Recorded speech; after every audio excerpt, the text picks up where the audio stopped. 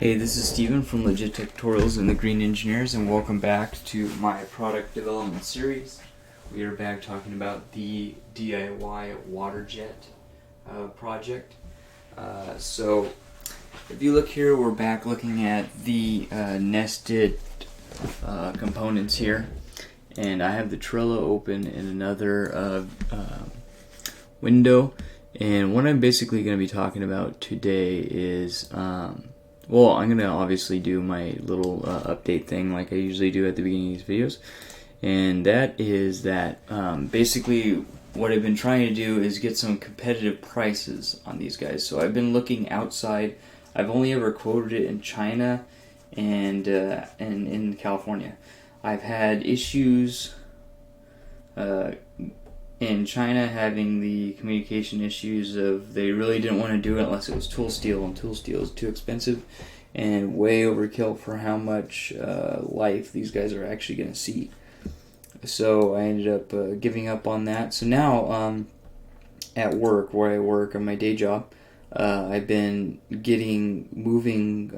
helping my group, because I have a little bit of machine background, move out of manufacturing stuff in California. And I was able to cut costs by about 75%. So cut costs in one fourth. So, or cut costs by 3/4, right? So now the cost is about a fourth of what it is in California. It varies from half to a fourth generally. So I'm wondering if I could do that same deal, because I think for water jetting or laser. So this would be good for water jet or laser. Obviously laser, very, very difficult to do a DIY laser because of how high the wattage is and trying to find that equipment and all that kind of jazz. Anyways, and also probably price is way more than that water jet pump I got and needing to buy a new compressor. Anyways, so the lowest that I was able to get was $240 a piece, which I think is probably where I would make very little to zero money on this stuff. Where I'm basically just going to be designing them and getting them and putting them together. And then shipping, so it's like $15 shipping. So maybe make $60 on them, maybe. I think that worth about that. Because it's small. That's the reason that I have, is that it's small, it's not tool steel, all that kind of jazz. Maybe if it was $240 for stainless, that might be different, but that is not the case. And then I still have to come back here and assemble it, spend about another 30 minutes assembling it, welding it shut, testing it, doing all that kind of jazz, right? And then if I do it under an hour, then I guess I made $60. But the idea is to machine it so I could really, really drop the price, and so I don't have to sell it for $330. I could sell it for $200 or $250 or whatever, and that's with a good chunk of change on my part, so I could do it on the daily instead of just doing it here and there every once in a while. That's obviously my plan. So we'll see. We might go into some production here in the meantime in the central United States, and I'll talk to you guys a little bit about those prices that I'm getting from there, and again in comparison to the cheapest that I got for water jetting in California, which was $240. So I sent out right now maybe 10, 12 out of 2 different states. I still in one state, I still need to look for laser cutter. For laser cutters, I did just water jet, but some of those guys had water jet and lasers, so I guess that counts. So I'm going to wait for those. I'm going to do the laser from that state, and then just keep going states. I'll probably do another 2 states, so total I'll have about 30 something shops or 40 shops in 2 days or so that I would have contacted. So I think that should be pretty good. Okay, so let's go ahead and go through here. And so, of course, basically what that's going to show is how much this is worth here of having the water jet, and how much it's going to save, and how much I could spend on it theoretically regularly, right? Okay, so here we are with our general layout again. We have all the legs again. I don't think that this thing needs to be that big, but it is that big for right now. Then, again, so let's look at these A4 plotter. And I actually have to make a similar something like this also for work as well.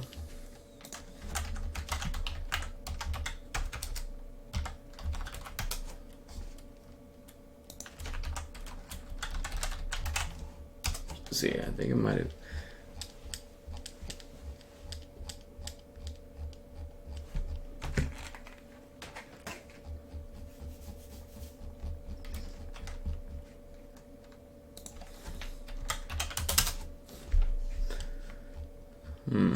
Where'd it go? Oh, there's.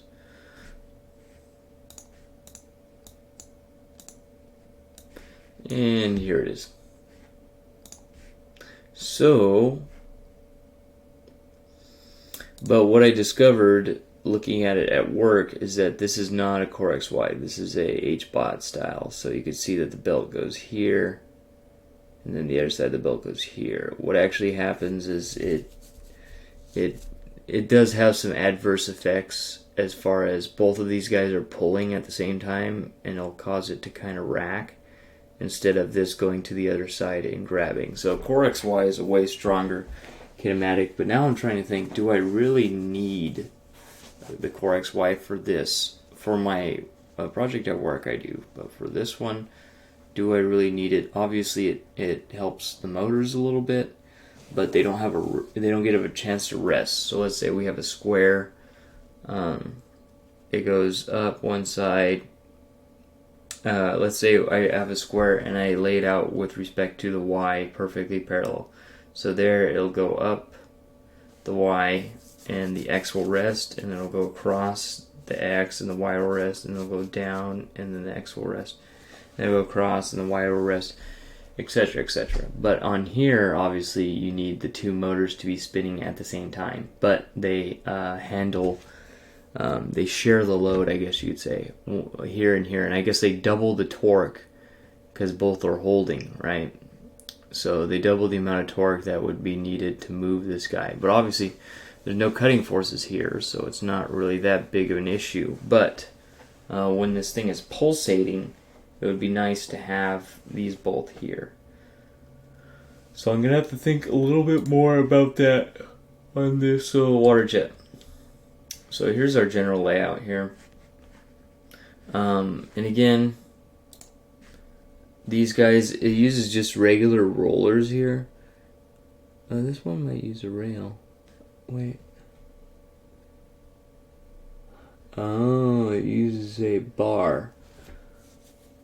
But I'm thinking I like the roller idea, because looking at this one, like I said, the last one, it gives a little bit of a place that if the grit splashes up, it gives a little place for the grit to go when the wheel moves out of the way. And the wheel's not gonna take as much abuse as something like the linear rails.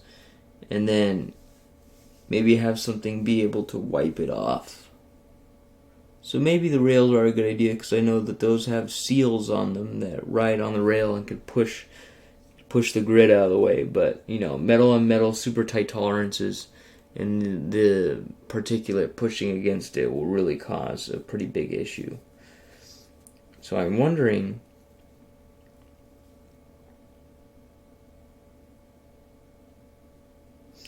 you know, it would be really nice if I could just kind of call this company Tronxy and just say, hey, I want just the top portion.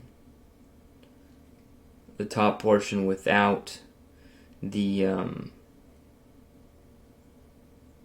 the print bed and all that kind of jazz.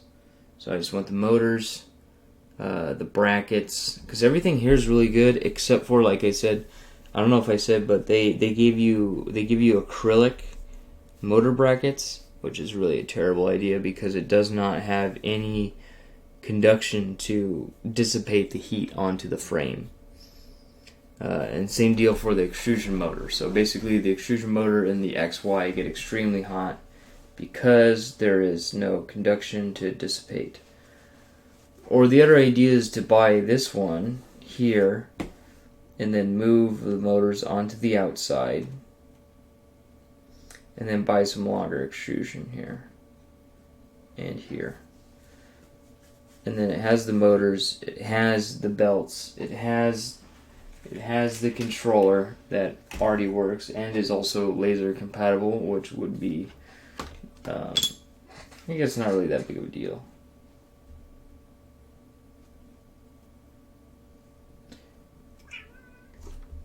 Sorry, checking my phone here. So those are some of the ideas that I'm looking at here.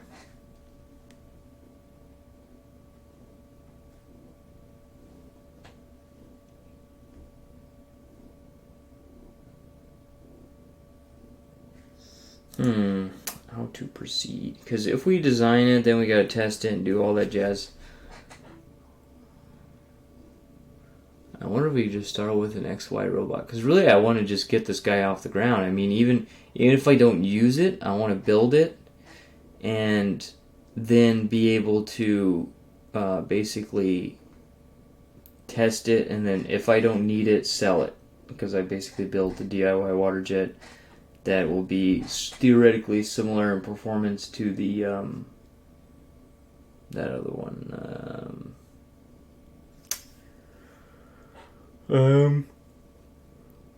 Laser or the Protomax. So this is what we're gonna do. Let's go ahead and let's look for some bed options, because that's the one thing that I am gonna have to make. I might not have to make this. I might have to just adapt something to this and drop it down here, because really that's going to add a lot of time. And I just wanted to kind of hack the bottom together. And this is one of the series that I wanted to build it and then make improvements on it and show you guys how I'm making improvements on it. So the idea is we build it and then see what needs to be done. Do we actually need a Core XY? Do we actually need this? Do we actually need that? What else can we use? Etc., etc. So let's look here on Amazon.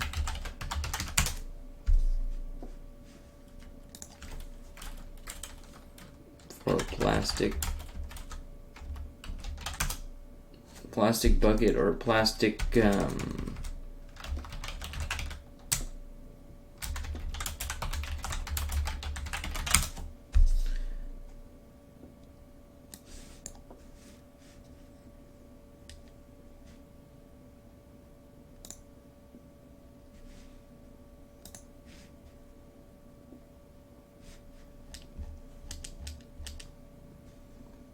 size 14 by 11 by 6.5.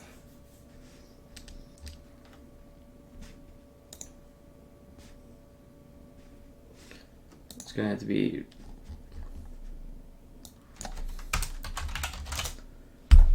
so the other thing is, how would we do it? 66 quarts, 26 by 16 by 12.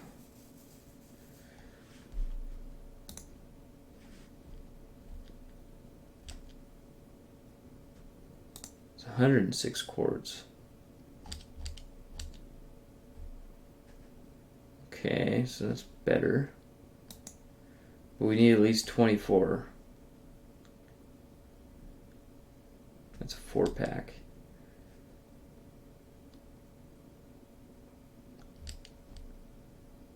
I never know why they don't just make them square. Because even if it was just like a cat litter box, but even those are rectangular.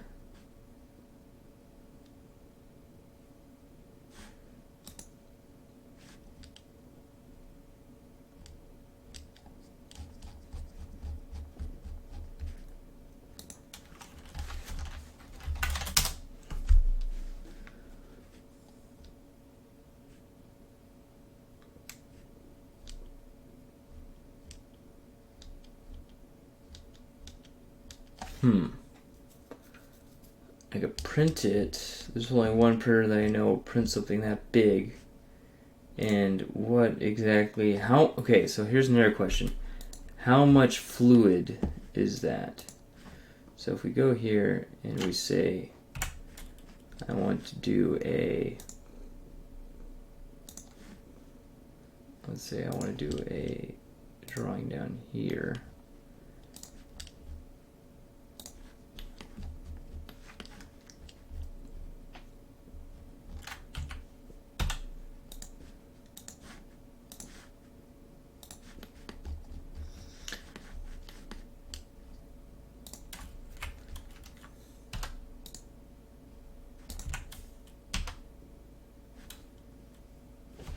Oops, wrong button.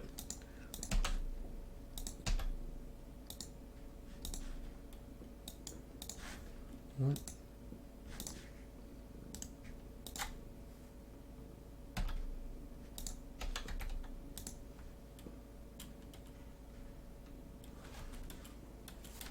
Oh, the wrong button.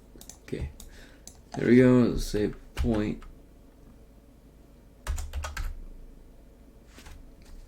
Oops.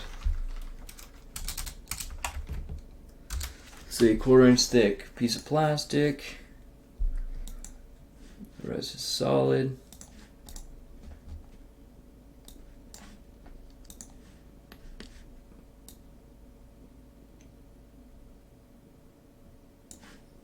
Let's say right there. Okay.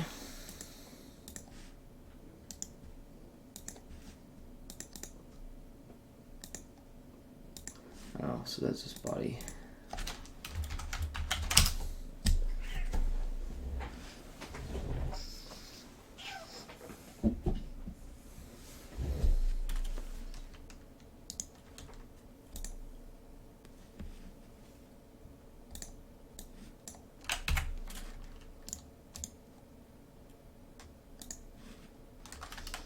Okay, so it says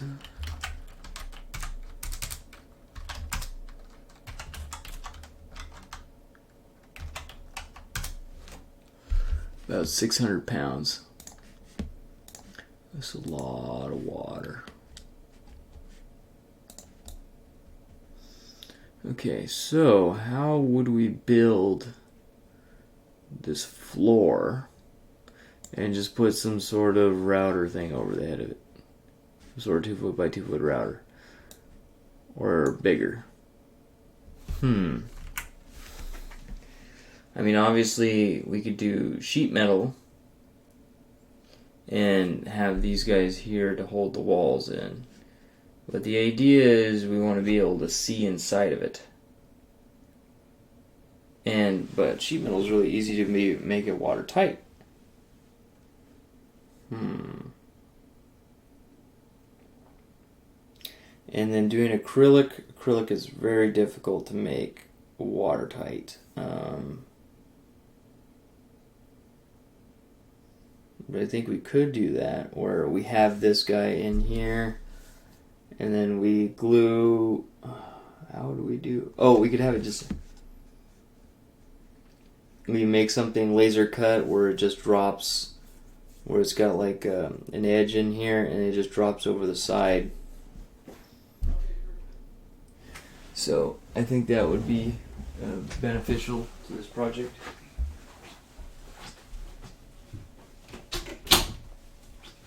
So make a custom acrylic bed opening, right? So basically what we're looking at is almost this printer right here. $400. Don't need the table. Don't need Z-axis.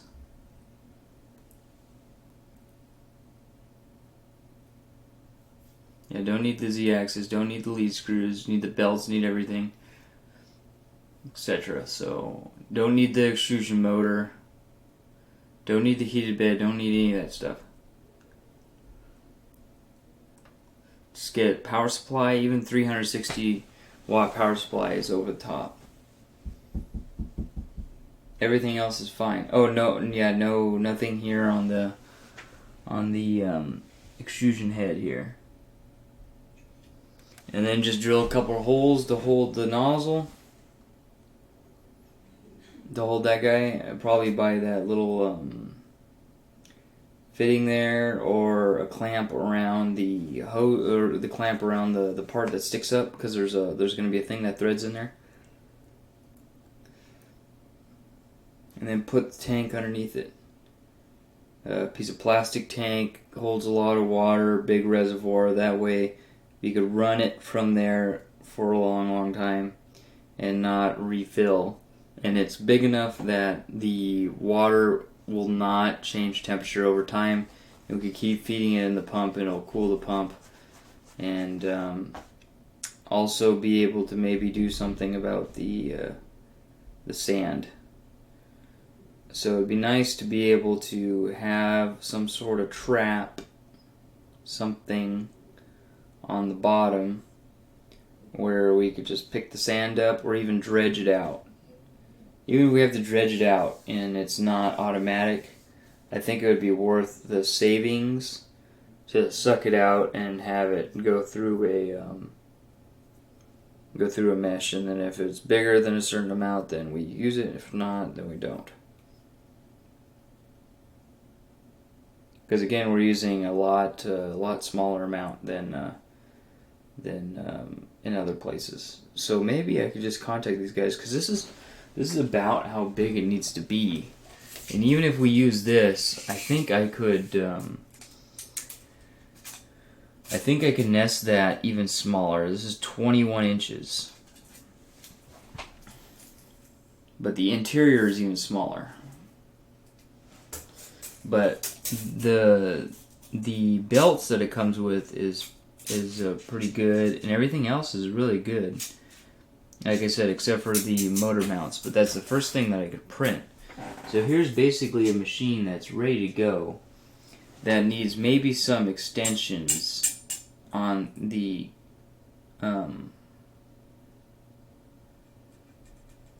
body here. But we could work with it at the beginning. But then the other thing is, how we seal up. So basically the plastic would go inside and kind of hang on these walls. And we put a piece of sheet metal in here, or a piece of... it might as well just be sheet metal in.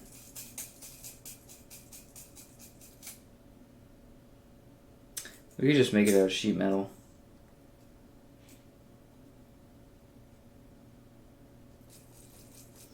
And then set it in there from the top or the bottom, put it in there from the bottom. It's going to lean out, but it's going to lean out and hit the walls of the body on the trunk seat. I guess you could say it's going to lean out and hit the walls of the body, and then the body of the trunk seat is going to support it. So let me show you kind of what I'm talking about here. So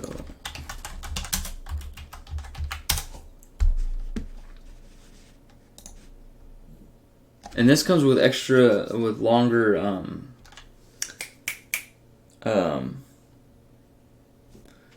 longer straps, I guess you could say. So yeah, here is July 11th. So I've been using it for like 7 days. Anyways, so this guy is really, really close to the right size. So get rid of the Z-axis motors, get rid of the extrusion motor, get rid of the filament runout sensor, get rid of the spool holder, get rid of this whole Z assembly and the heated.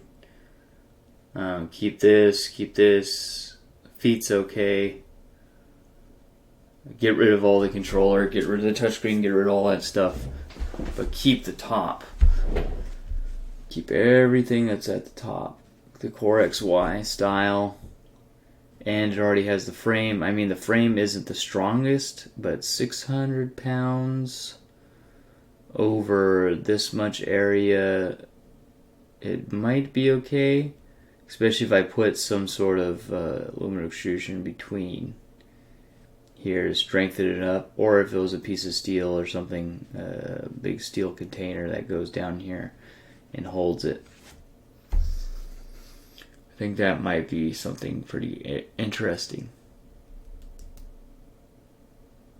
And obviously cable chains, all that stuff. Because this guy's like right there as far as size. Even $400, if I get it down to like $150, even if it's shipped from China and I have to wait, 2 weeks, and then have the rest of it ready to go. And then, because again, I don't want to work too much on the carriage because it's been done before, and there's a whole bunch of companies that have it, and we're trying to add value here. If I was building it, okay, so here's the deal. If I built it and I'm like, wow, this thing is kick-ass, I really need to start going into production with this thing, then I would go in and say, okay, how can I optimize the frame and that kind of jazz. But the main way right now is that I want to get into production with this machine. So it's different than the router and stuff because there's some things there that the other ones don't have, or it's extremely overpriced. The other routers are extremely overpriced. Well, here we're talking $400. The other ones are like $2,000. To get the size I needed, they're like $2,000 plus, $800, $700 or whatever for the fourth axis plus here, plus there. And even the fourth axis didn't fit what I needed it to fit. So even if I bought it for $400 and I got rid of everything else and just kept the top and the sides, even then, that would be great. And I already know how to put it together. I already put it together. So maybe I'll contact these guys and see if it's possible to get like a stripped down version with a whole bunch of stuff missing.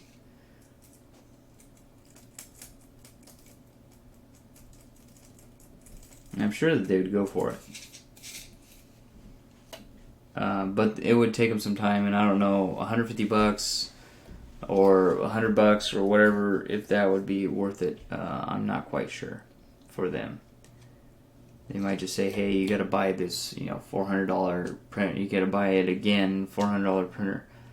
But then again, I could sell a lot of the stuff. I mean, the 24 volt heated bed, the rods, the lead screws, the motors at the bottom, or you can keep the motors. Probably get about $100 worth of electronics back out of this, or $150 worth of electronics in the United States that I could get out of this guy. Motors are at least $20 a piece, so, or $15. So 3 of them, that's already $45 right there. And then super long lead screws with the brass nut, and then super long 8mm rails with 4 bearings.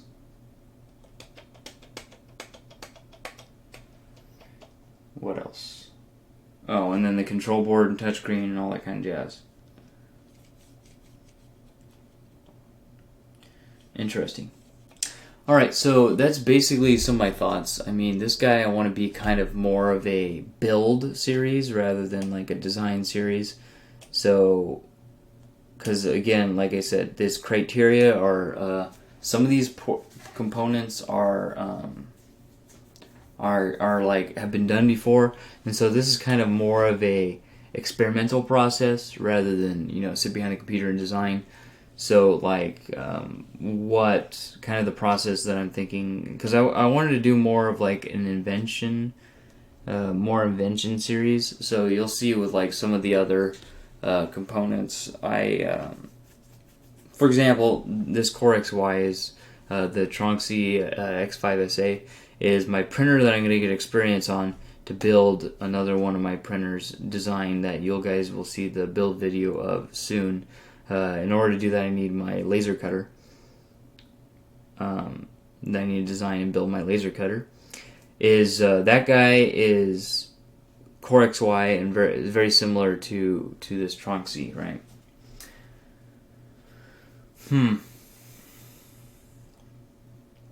So yeah, so I think a sheet metal frame with a sheet metal floor with aluminum extrusion going across brackets holding it up, bracing it, and then having something that goes across the slats. So the slats, even with the slats, I could just cut. I mean, they could just be thin bar, and then cut them to length, and then have something go over the corner of the steel, the sheet metal, and hold the thing in, and then spray down in there, and have it to where we, even if it's glued, even if we have the braces glued, to hold the outside out so it doesn't vibrate and doesn't cause the material to move on the inside. Because this guy, I mean, it's good, but it's not perfect. So, I mean, it does kind of do the mambo here a little bit, but I think that if I maybe even put a plate or something on the bottom and then screwed it, it would pull everything square, and then do a little bit better job of holding everything square. Because what is the height? And again, if it's sheet metal, I don't think I need to be that crazy on the height, because it's almost like 22 inches long. I mean, it's about 22 inches tall at the top, and to the hot end from the floor, it's about 21 inches from the floor. So hot end's about 21 inches from the floor. And again, outside dimensions of the frame are 21 inches. And again, we could always expand this. So I would need to replace 1, 2, 3, 4, 5. I need to replace 5 pieces of 2020 extrusion. And I need to get a bigger belt. That's basically it. I need to get a bigger set of belt. Or, if I do it from the beginning, I believe that the belt they give you another extra 6 inches or so. Maybe 12, maybe a foot, or maybe even a foot and a half. I'll have to see. I have it in the box. But even that will be able to cover this increase in area here. So we could even do that as well. Or we could buy, off-the-shelf router, but the router is going to be, they want way more money for them. Maybe I could find something cheaper. That might be what we look at in the next video, is can we find a router that is cheaper than this Tronxy? But in the meantime, I'll do what I'm saying right now, which is send an email to Tronxy and see if I could buy a machine that does not have the Z-axis stuff and does not have the controller, but has everything else. Has the motor mounts, has everything else. So we'll see what they say. And if not, the $400 to buy another one is not that bad. And again, I could, maybe sell a portion of it to somebody else, and if they want to build like a really, really big one, or have the same Z, have the 15-inch Z, but have 20-inch X, Y, or whatever, then they could do so. Alright, so a little bit more thought on this one. Not as much design here, but really this is the process that you go through, is like, how can I get this thing up and running and move forward. Because I think 600 pounds though, I don't know if this guy will hold 600 pounds, but like I said, because it's already 21 inches, it's a little bit shorter. I think this is 28. Okay, so let's do that one more time. Let's actually do that. So this is inside. Ooh, inside's like 19.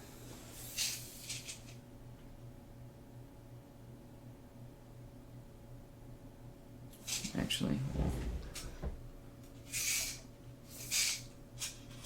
Yeah, let's just do this one last thing here. Yeah, about 19 and a quarter. I'm guessing 19 and a quarter by 19 and a quarter.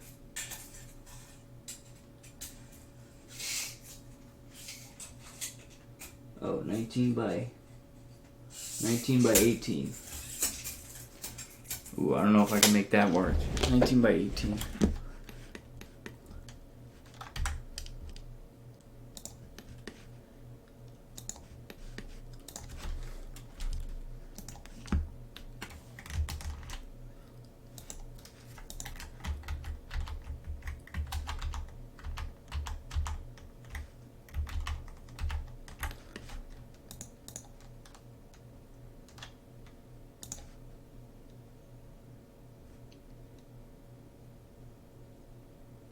Doesn't really matter where I put it. Let's put it over here.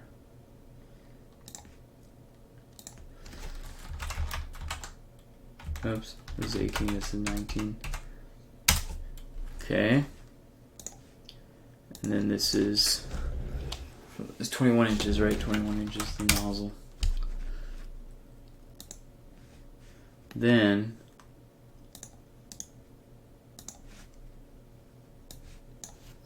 make this guy out of water. Properties.